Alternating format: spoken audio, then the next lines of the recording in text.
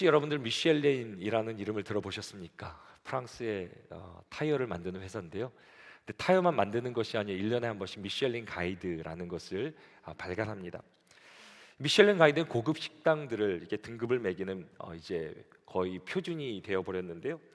이제 뭐 재료의 품질, 또 어떤 풍미, 또 메뉴의 구성 이런 것을 5가지 기준을 따져서 식당을 이제 등급을 매기게 됩니다. 이제 미슐랭 별 하나를 받으면 굉장히 요리가 훌륭한 그런 식당이 되는데요. 뭐 별 하나라고 이렇게 어떤 분들이 뭐 대단하자고 따질 수도 있는데 LA에 총 식당이 2만 5천 개가 있다 그러는데 2만 5천 개 식당 중에 미슐랭 스타 하나를 받은 식당은 20개밖에 되지 않습니다. 그래서 미슐랭 스타 하나 받는 것이 별 하나 받는 것이 엄청난 영광으로 여겨집니다. 미슐랭 별 2개를 받게 되면 이 식당은 요리가 너무 훌륭해서 찾아볼 만한 가치가 있는 그런 식당이고요. 별 3개를 받으면 이 식당을 찾기 위해 여행을 갈 만큼 가치가 있는 그런 식당이라는 등급을 받게 됩니다. 만약에 미슐랭 가이드처럼 교회 철치 가이드라는 게 있다면 어떤 기준으로 교회를 구분하겠습니까? 만약에 우리 교회를 평가한다면 어떤 교회겠습니까? 멀리서 찾아와도 후회하지 않을 만한 저희 교회는 그런 교회가 됩니까? 근데 중요한 것은 주님의 평가 아니겠습니까? 주님께서는 우리 교회를 어떻게 보고 계시겠습니까? 한때 한국 교회의 가장 큰 관심은 외적인 성장이었습니다. 그래서 좋은 교회 기준을 외적 성장의 모든 것에 맞췄습니다. 교회 성장이 좋은 것입니까? 나쁜 것입니까? 성장 그 자체가 나쁜 것은 아닙니다. 성경은 교회 성장에 대해서 말하고 있습니다. 왜 그러면 교회는 그리스도의 생명이기 때문입니다. 생명체는 자라나게 되어 있습니다. 그래서 예수님께서는 교회를 겨자씨에 또 누룩에 또 좋은 씨앗에 비유합니다. 그래서 30배, 60배, 100배 열매를 맺어야 된다라고 교회 가운데 말씀하십니다. 생명은 반드시 자라고 열매를 맺어야 됩니다. 교회 가운데 아무런 구원의 역사도 성장도 없다면 그것이 더 이상한 것입니다. 초대교회는 성장하는 교회였습니다. 오늘 본문에서 주께서 구원받는 사람을 날마다 더해 주셨다라고 말씀하십니다. 우리는 때로 초대교회를 작은 개척교회 정도로 우리는 착각하는 경향이 있습니다. 초대교회는 120명이 기도하다 시작된 교회입니다. 사도행전 2장에서 사도 베드로가 말씀을 전하자 한꺼번에 3,000명이 세가족으로 등록하게 됩니다. 그리고 이제 6장에 이르면 초대교회 성도들만 10,000명이 넘게 되고요. 아이들과 여자들까지 합하면 3만 명 정도 되는 그런 규모의 교회라고 학자들은 추정합니다. 교회가 성장하는 것은 자연스러운 일입니다. 예수 그리스도의 생명이 담겨 있기 때문입니다. 하지만 성장 그 자체가 목적이 돼서는 안 됩니다. 성장이라고 다 좋은 것은 아닙니다. 몸이 이렇게 성장하는데 그 안에 만약에 암덩어리가 자란다면 어떻게 됩니까? 그 암이 성장하면 죽게 되는 것입니다. 그래서 성장보다 더 중요한 것이 무엇입니까? 건강입니다. 그래서 결국 건강한 교회가 건강하게 성장할 수 있는 것입니다. 오늘 우리는 초대교회를 가이드 삼아 날마다 건강하게 성장하는 교회는 어떤 교회인지 우리가 함께 살펴보려고 합니다. 먼저 초대교회는 본질에 집중한 교회입니다. 본질을 다른 말로 하면 기본기라고 우리가 말할 수 있습니다. 어떤 분야에 있어도 기본기라는 것은 참 중요합니다. 우리가 잘 아는 축구 선수 손흥민 선수가 있는데요. 이 선수는 기본기가 탄탄한 선수입니다. 아니, 손흥민 선수의 성공의 비하인드에는 그 탄탄한 기본기가 있다고 말할 수 있습니다. 아버지가 손흥정 우리 감독이 있는데요. 손흥민이 어렸을 때 이렇게 선수가 보니까는 달리기도 잘하고 축구를 참 잘하는 것입니다. 그래서 축구를 가리키는데요. 처음에 아이들이 축구할 때 뭘 하고 싶습니까? 슈팅을 하고 싶잖아요. 슈팅을 하면 너무나 멋있고 정말 슈팅 날리고 싶은데 아버지가 어떻게 합니까? 처음부터 화려한 슈팅을 가르치지 않습니다. 기본기를 가르칩니다. 왜 그러면 기본기가 탄탄하지 않으면 나중에 결국 선수로 뛰어도 실전에서 쉽게 무너지기 때문입니다. 그래서 송웅정 감독은 이렇게 말합니다.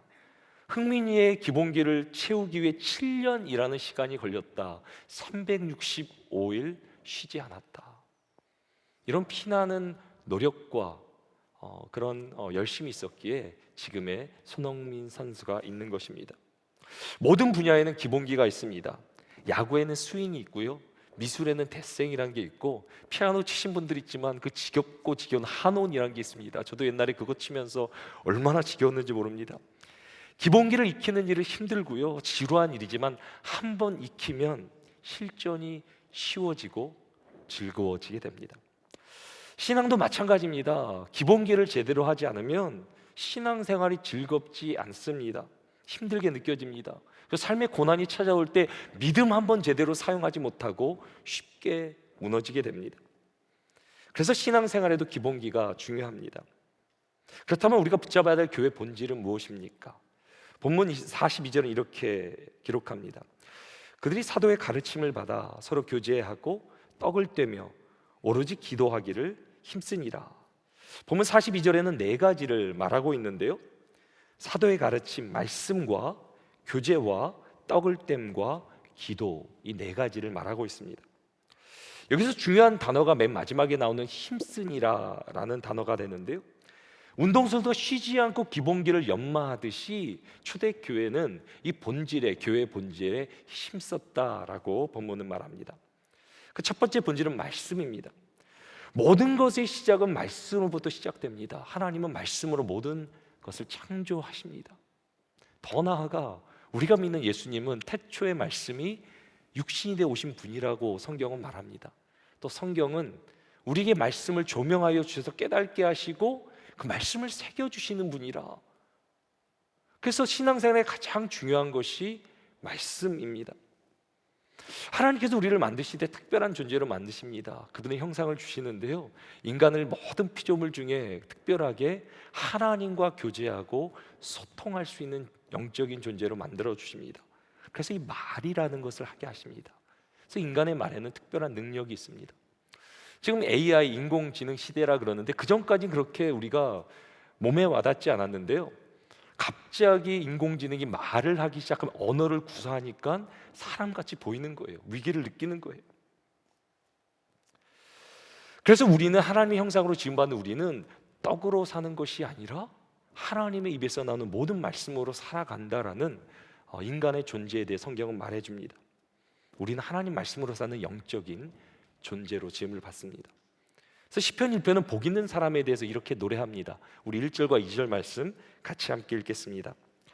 복 있는 사람은 악인들의 꾀를 따르지 아니하며 죄인들의 길에 서지 아니하며 오만한 자들의 자리에 앉지 아니하고 오직 여호와의 율법을 즐거워하여 그의 율법을 주야로 묵상하는도다. 하나님께서 시편이라는 하나님을 찬양하는 그런 말씀을 주시면서 복 있는 자가 누구인가? 시편에 가장 처음에 뭐라고 말합니까? 세상의 말, 세상의 지식이 아니라 하나님 말씀을 즐거워하며 그 말씀을 주야로 묵상하는 자가 복된 사람이라고 말합니다. 그래서 하나님 말씀을 즐거우면 어떤 삶을 살게 됩니까? 마치 시냇가에 심기운 나무 같은 삶을 산다고 말합니다. 시절이 지나도요, 어떤 시절이 와도 시냇가에 심기었기 때문에 물을 공급받고 열매를 맺게 되고 나뭇잎이 마르지 않는 그런 삶을 살게 된다라고 말합니다. 반면 말씀을 떠나면 어떻게 됩니까? 바람에 날리는 겨와 같다라고 성경은 말합니다. 여러분들은 시냇가에 심기운 나무같이 매일 하나님 말씀을 즐거워하며 묵상하는 삶을 살고 계십니까? 아니면 하나님 말씀보다는 세상의 소식에 더 귀를 기울이며 세상이 왔다 갔다 하는 대로 흔들리는 삶을 살고 계십니까? 저는 우리 충현의 성도들이 하나님 말씀을 매일 즐거워하며 묵상함으로 하나님께서 형통케 하시는 복된 삶을 살게 되기를 주님의 이름으로 축원합니다. 신앙의 가장 큰 본질은 말씀입니다. 그리고 두 번째 본질은 교제가 됩니다. 원어로는 코이노니아라고 합니다. 이 코이노니아는 함께 공유한다라는 그런 의미를 담고 있습니다. 당시 이게 상업적인 용어로 쓰여질 때는 동업을 하는데 내가 이익도 함께 나누고 또 손해가 날 때도, 아니 빚을 지게 될 때도 함께 공유한다라는 그런 의미를 담고 있고요. 또 결혼 관계에도 이 코이노니아라는 단어가 사용됩니다. 모든 것을 함께 나누고 공유한다라는 의미가 이 코이노니아 안에 담겨져 있습니다. 초대교회 코이노니아는 그저 단순히 친하게 지내는 그런 관계가 아니었습니다. 그리스도의 피를 나눈 영적인 혈연 관계였습니다. 그래서 코니아의 중심에는 오늘 본문이 또 말하고 있는 떡을 떼는 그것이 포함되어 있었습니다. 성찬이라 그러죠. 예수님께서 6월절 만찬을 베풀어 주시며 제자들에게 떡을 떼어서 이것이 내 몸이다라고 성찬 예식을 베풀어 주십니다. 그와 같이 초대교회에서도 매번 이렇게 식사를 할 때요, 떡을 나누는 성찬의 예식이 진행되었습니다. 그 당시 식탁은 상당히 차별적인 그런 공간이었습니다. 주인이 먹는 식탁이 따로 있었고 종이 먹는 식탁이 따로 있었습니다. 신분에 따라 자리가 정해졌고 먹는 음식 또한 그 질이 결정되었습니다. 하지만 교회는 달랐습니다. 그리스도 안에서 하나가 되어 종과 노예가 한 식탁에서 그리스도의 떡을 떼었습니다. 놀라운 일이죠. 더 나아가 유대인들이 상종도 하지 않는 유대인들과 이방인들이 한 식탁에서 그리스도의 떡을 나누는 놀라운 역사가 초대교회 가운데 일어나게 됩니다. 그래서 코이노니아는 배경과 신분을 뛰어넘는 사회적 혁명이었습니다. 더 나아가 초대교회는 국가에서도 포기한 과부와 또 고아들을 데리고 그들을 먹이면서 또 심지어 코로나 같은 전염병이 돌았을 때 버려진 환자들을 생명을 걸고 돌봐주며 치유해 줍니다. 이 시대 가운데 가장 희석되어진 교회의 본질이 코이노니아가 아닐까 생각해 봅니다. 그래서 이 시대의 동호회와 코이노니아를 비교하면 얼마나 우리가 변질되었는지 그 차이를 이해할 수 있는데요. 초대교회 코이노니아는 예수 그리스도만을 중심으로 모이게 되는데, 우리가 흔히 말하는 동호회는 뭡니까? 이익, 취미, 혈연, 지연, 그 여러 가지를 다 통틀어서 나의 어떤 공통 분모를 가지고 모이게 됩니다. 또 관계도 다른데요, 초대교회 코이노니아는 한 몸을 이루는 그런 공동체가 되고요, 동호회는 아무리 친해도 결국 필요하면 나는 남이다 라는 그런 의식을 가지고 모이게 됩니다. 또 나눔은 나의 필요를 다른 사람의 필요를 채우기 위한 희생이 코이노니아에 있었는데, 나눔 동호회는 어떻게 합니까? 내가 그래도 여유가 있을 때, 괜찮을 때 내가 도네이트도 하고 나눔도 하게 됩니다. 또 책임에 대해서도 코이노니아의 고통을 내가 끝까지 분담하고 끝까지 동행함에 비해서 동호회에서는 문제가 생기면, 또 내가 어떤 일이 생기면 그냥 뒤도 돌아보지 않고 탈퇴를 할 수 있습니다. 또 목적도 다릅니다. 교회 코이노니아의 목적은 상대의 유익과 교회의 덕이 되는데요, 동호회의 목적은 나의 즐거움과 유익이 됩니다. 제가 여기서 한번 질문 드리겠습니다. 우리 교회에서 하고 있는 교제는 코이노니아입니까? 동호회입니까? 정말 우리는 주님이 꿈꾸시는 그런 교제로 나아가고 있습니까? 아니면 나의 필요를 채우는, 나의 목적을 달성하는 그런 모임을 가지고 있습니까? 우리가 만약에 코이노니아에서 변질되었다면 우리는 회개해야 되고 다시 한번 본질로 돌아가야 됩니다. 교회의 세 번째 본질은 기도입니다. 원어의 정확한 번역은 기도들인데요, 그래서 영어로는 prayers라고 복수로 번역되었습니다. 42절에 말하는 기도는 개인 기도가 아닌 공동체적으로 함께 모이는 기도를 의미합니다. 원래 유대인들은 하루에 3번 이렇게 기도하게 되는데요, 오전 9시, 12시, 오후 3시 그렇게 기도합니다. 초대교회 성도들도 그 습관을 따라 하루에 3번을 함께 모여 기도했다고 합니다. 시간을 정해놓고 규칙적으로 교회를 위해, 또 하나님의 뜻을 위해 간절히 기도합니다. 그래서 성경을 보면 믿음의 사람들은 다 기도의 사람들이었습니다. 모세도 중보의 사람이었고, 사무엘은 아예 기도하는 죄를 범치 않겠다라고 선언을 하며 기도합니다. 다윗도 다니엘도 베드로도 요한도 다 시간을 정해놓고 하루에 3번 기도했습니다. 사도 바울은 뭐라고 합니까? 무시로 기도하라고, 항상 기도하라고, 쉬지 말고 기도하라고, 기도에 힘쓰라 전합니다. 우리의 기도 생활은 어떻습니까? 우리가 많은 하루의 일과를 살아가는데요, 여러분들에게는 정해진 기도 시간이 있습니까? 기도하지 않는데 하나님의 역사를 기대한다는 것, 그것은 잘못된 것입니다. 이 시대 교회가 무기력해지는 이유가 무엇입니까? 기도가 점점 사라지고 있기 때문입니다. 이제 더 이상 기도하지 않습니다. 기도는 우리의 영적 호흡이라 말하며 하늘의 능력을 끌어오는 그런 비결이라 말하는데도 기도하지 않습니다. 기도는 우리의 무능력, 아무것도 할 수 없는 우리의 무능력이 하나님의 능력을 만나 스파크가 일어나 하나님의 역사가 이루어지는 그 순간이 기도의 순간입니다. 그래서 예수님께서는 제자들을 땅에 이제 남겨놓으시며 승천하실 때 뭐라고 명령하십니까? 아버지의 약속하신 것을 기다리며 기도하라. 그것이 제자들에게 주신 명령이었습니다. 그리고 제자들이 약속 붙은 걸 기도할 때 어떻게 됩니까? 성령이 임하게 되고 권능이 임함으로 그들이 땅끝까지 이르러 날마다 예수 그리스도를 만나고 체험하고 그분의 증인으로 살게 된 것입니다. 이것이 초대교회의 시작이었습니다. 근데 사단은 기도의 능력을 너무나 잘합니다. 그래서 우리들을 기도의 자리로 나가지 못하도록 방해합니다. 바쁘게 만들고 편안하게 만들고, 왜 이렇게 핑계거리는 많은지, 다른 것들은 다 할 시간이 되는데 기도할 시간이 없는 거예요. 그러니까 교회가, 성도가 능력을 상실할 수밖에 없죠. 하지만 우리가 주의 이름으로 기도하는 순간 하늘문이 열리고 성령이 역사하시며 기적은 일어나는 줄 믿으시기 바랍니다. 믿으셔야 돼요. 기도하셔야 돼요. 성도 여러분, 초대교회가 보여준 신앙의 본질이 무엇입니까? 말씀과 교제와 기도입니다. 그리고 이 본질에 집중하자 어떤 역사가 일어납니까? 하나님의 강력한 임재, 하나님의 임재가 그 초대교회 가운데 넘치게 됩니다. 43절은 그 하나님의 임재를 이렇게 기록합니다. 사람마다 두려워하는데 사도들로 말미암아 기사와 표적이 많이 나타나게 되었다. 여기서 두려움이란 하나님의 거룩한 임재 가운데 압도된 상태를 의미합니다. 여러분들 하나님의 임재를 경험해 보셨습니까? 참 하나님의 임재가 내 삶을 압도해서 두려움을 느끼는 그런 상태를 경험해 보셨습니까?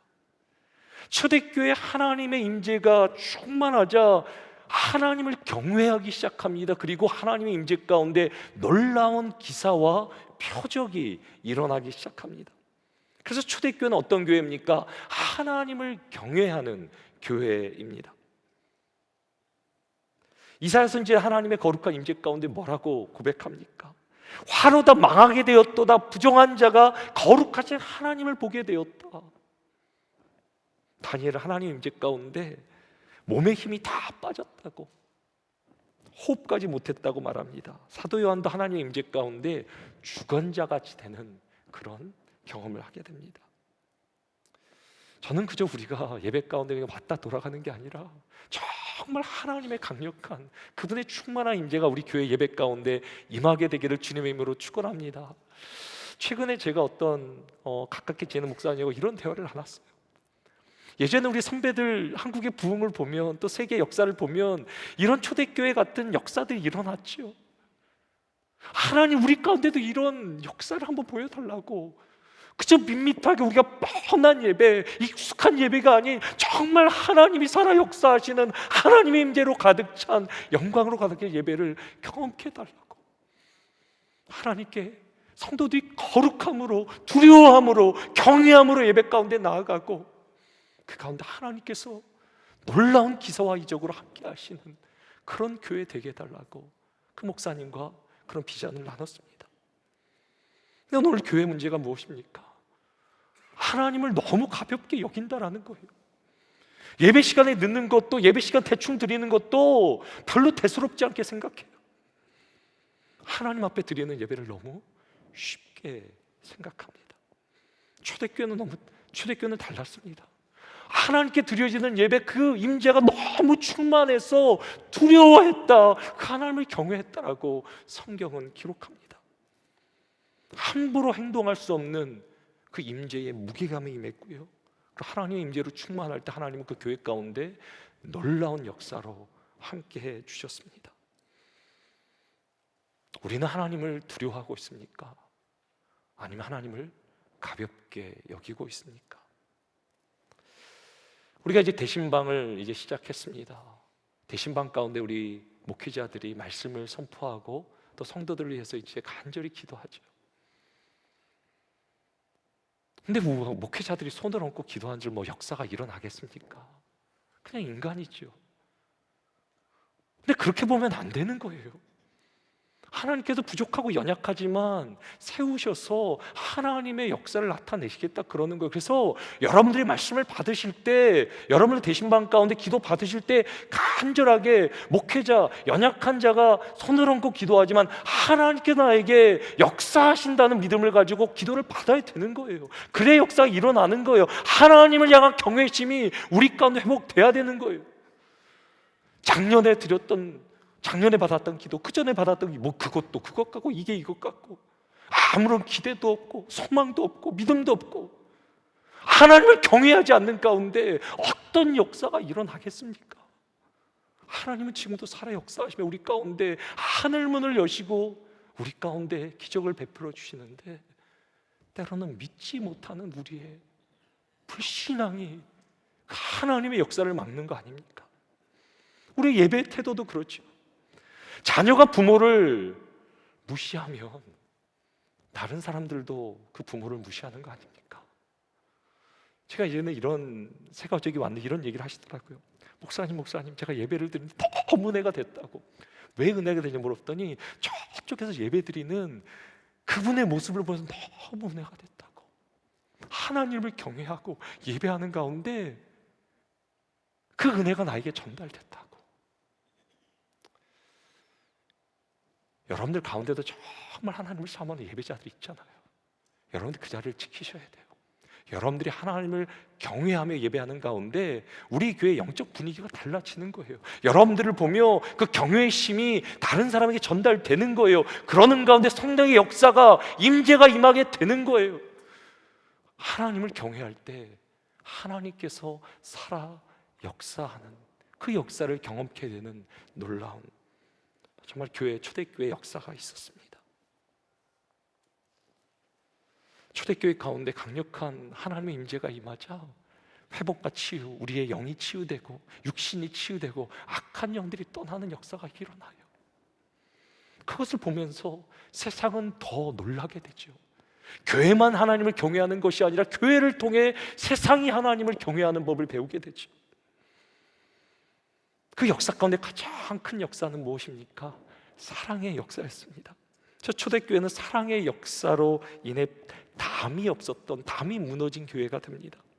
오늘 보면 44절과 45절은 초대교회에 일어난 놀라운 사랑의 역사를 이렇게 기록합니다. 믿는 사람이 다 함께 있어 모든 물건을 서로 통용하고 또 재산과 소유를 팔아 각 사람의 필요를 따라 나눠주며.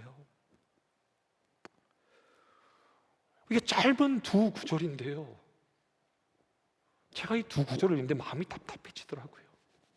하나님, 이 구절이 초대교회 그 시대 가운데만 일어난 특별한 현상입니까? 아니면 우리가 살아가야 되는 이 시대의 교회의 모습입니까? 지금 우리가 보고 있는 모습하고 너무 다른 거예요. 우리가 얼마나 이기적인 존재입니까? 특별히 이민자들, 생존을 위해 살아가고 하루하루를 살아가는 존재인데 어떻게 나의 것을 나눠서 다른 사람에게 줄 수 있습니까? 절대 안 되죠. 근데 초대교회 가운데 어떤 역사가 일어납니까? 하나님이 두려워지며 하나님의 임재가 임하자 그 가운데 사랑의 놀라운 역사가 일어납니다. 우리의 것들 서로 나눠 함께 통용하는 그런 역사가 일어납니다. 제가 이 말씀을 붙들고 기도하는 가운데 저에게 주 확신은 뭐냐면, 이것은 2000년 전에 일어난 특정한 어떤 시대적 사건이 아니라 지금도 우리가 살아가야 되는 하나님의 살아있는 말씀이란 것이 깨달아지게 되었습니다. 처음에는 너무 부담이 되더라고요. 우리가 어떻게 이런 공동체를 만들 수 있습니까? 근데 이것이 하나님 말씀이잖아요. 우리에게 말씀하신다면, 내가 그 말씀을 정말 붙잡고 아멘으로 순종한다면 하나님께서 하시겠다라는 거잖아요. 우리는 할 수 없지만 성령이 임하시면, 우리 가운데 하나님의 강력한 임재가 임하면 우리도 초대교회에 놀라운 이 사랑의 역사를 이룰 수 있는 줄 믿으시기 바랍니다. 지금도 우리는 사도행전을 살아야 합니다. 하나님의 말씀은 지금도 역사하는 말씀입니다. 초대교회는 말 그대로 가장 먼저 세워진 교회 아닙니까? 건물도 없었고 어떤 조직이나 행정도 없었습니다. 우리 교회는 그래도 그나마 어떤 규모나 행정이나 어떤 조직이 있지 않습니까? 초대교회는 지금 우리 교회와 비교해도 너무 턱없이 부족하고 연약한 교회였어요. 그러나 그 안에 무엇이 있습니까? 진정한 사랑의 코이노니아가 있었어요. 교회 안에서 노예가 형제로 불렸고요, 여성이 존중을 받았고요, 이방인들이 차별받지 않았어요. 어떤 배경의 사람이 와도요, 교회에 오면 인간다운 대접을 받을 수 있었어요. 어떤 과거나 배경과 상관없이 있는 모습 그대로 사랑받는 가족이 될 수 있었어요. 우리 충현성교회도 참 좋은 교회예요. 새 가족들이 와서 저희 교회 와서 가장 느끼는 게 뭐냐면, 교회가 참 따뜻하대요. 성도들이 많이 웃는데요. 저는 그때 알았습니다. 이렇게 웃지 않는 교회, 따뜻하지 않는 교회도 있겠구나라는 생각이 들었어요. 어떤 교회 가면 너무 싸늘, 인사도 안 하고 아는 척도 안 한대요. 너무 뻘쭘했대요. 근데 우리 새가족들이 교회를 찾아올 때 가장 벌침한 그런 순간이 언제입니까? 밥 먹을 때. 교회 올 때까지 예배 드릴 때 다 좋았는데 밥 먹으러 갔을 때 내가 아무도 밥 먹을 상대가 없이 혼자 먹게 되었을 때 외롭고 비참한 생각이 든대요. 이것이 교회인가? 이것이 교회인가? 그래도 교회에 소망을 가지고 뭔가 내가 여기 와서 사랑받고 주님의 몸된 교회 가운데 가족이 되고자 왔는데, 그렇지 않는 세상과 똑같은 모습을 교회 가운데 경험하며 실망으로 교회를 떠나는 사람들이 있다는 거예요. 주님은 하늘 영광을 버리고 고아된 우리를 찾아오셔서 하나님 자녀 삼아 주신 것 아닙니까? 그렇다면 교회는, 우리의 사명은 지금도 세상에 소외받고 외롭고 힘든 사람들, 주님의 마음으로 찾아가 그들을 주님의 가족으로 회복시키는 것, 그것이 교회의 사명 아니겠습니까? 우리가 교회라면 언제까지 내가 친한 사람, 아는 사람, 그런 사람만 찾으며 세상과 똑같은 동호회 같은 모임으로 나아가겠습니까?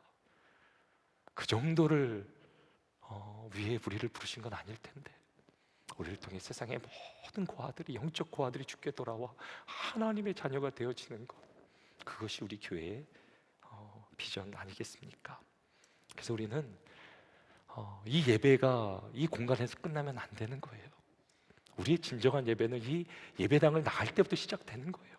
주님의 말씀을 깨닫고 주님의 마음을 얻고 나가서 이제는 주님의 마음으로 살아가는 것, 그것이 주님이 기뻐하시는 영적 예배이죠. 저는 우리 충현의 성도들이 그저 예배당에서 예배를 드리는 것이 아니라 예배당에 나갔을 때 더 하나님께 드려지는 영적 예배로 나가게 되기를 주님의 이름으로 축원합니다. 더 나아가 초대교회는 기쁨 충만한 교회였습니다. 교회는 기쁨이 넘치는 곳이 되어야 합니다. 먼저는 구원의 기쁨을 누려야 됩니다.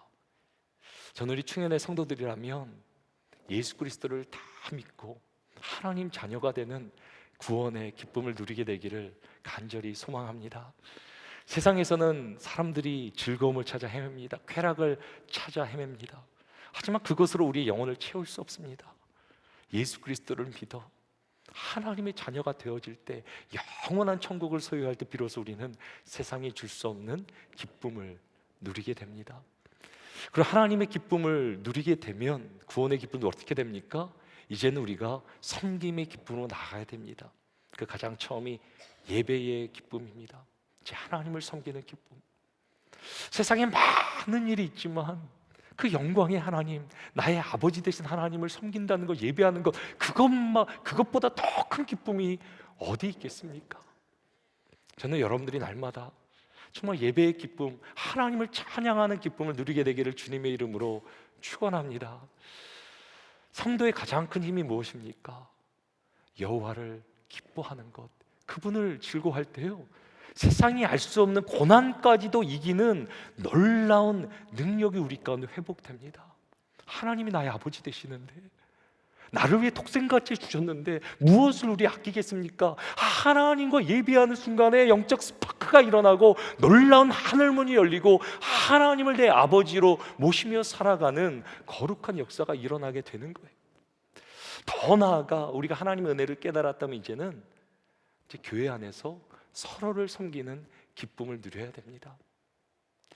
받는 기쁨도 참 좋은데요, 서로를 섬기는 기쁨은 얼마나 더 좋은지 모릅니다. 우리 여러분들 가운데 혹시 이렇게 예배만 드리고 가는 분들이 계세요. 그것도 참 좋은데요, 아직도 여러분들은 기쁨을 누리지 못하는 거예요. 여러분들 그저 교회에 왔다 가지 마시고요, 주님께서 우리를 섬기는 주님의 몸으로 불러주셨습니다. 그래서 여러분들에게 재능을 주셨고 은사를 주셨고 은혜를 주셨습니다. 여러분이 그걸 썩히면 안 되고요, 하나님께 나를 어디로 부르시나 기도하셔야 돼요. 그리고 그곳에 가셔서 섬기셔야 돼요. 특별히 오늘 광고 보니까 이제 바나바라고 있는데요, 교회 처음 와서 힘들고 어려운 분들을 섬기는 그런 귀한 자리가 되는데요, 여러분들 가운데 정말 주님께서 나를 맞아주신 것처럼 우리 교회에 힘들고 어렵고 처음 온 분들을 맞아주기를 원하시는 분들은 이번에 다 함께 해주세요. 하나님께서 우리를 지금도 그냥 부르시는 것이 아니라 섬김의 기쁨을 누리도록 우리를 불러주십니다. 이제까지 한번 말씀을 정리해 보겠습니다. 초대교회는 말씀과 교제, 기도라는 본질에 집중했습니다. 하나님을 경외하며 사랑으로 담이 무너지는, 담을 헐어버리는 그런 공동체로 나아갔습니다. 그 기쁨이 충만한 교회였습니다. 그러자 교회가 어떻게 됩니까? 그 영향력이 세상까지 나아가게 됩니다. 그래서 초대교회는 세상 가운데 영향력 있는 교회가 되어버립니다. 초대교회 거룩한 영향력은 교회라는 담을 넘어 세상까지 흘러갔습니다. 세상의 이기적인 삶, 나의 목적, 내가 목적이 되어 살아가는 사람들도 교회를 보니까, 성도들을 보니까 다른 거예요. 저 사람들은 나랑 똑같은데 사랑하고 섬기고 용서하고 나와 삶이 다른데 너무 좋아 보이는 거예요. 매력적인 거예요.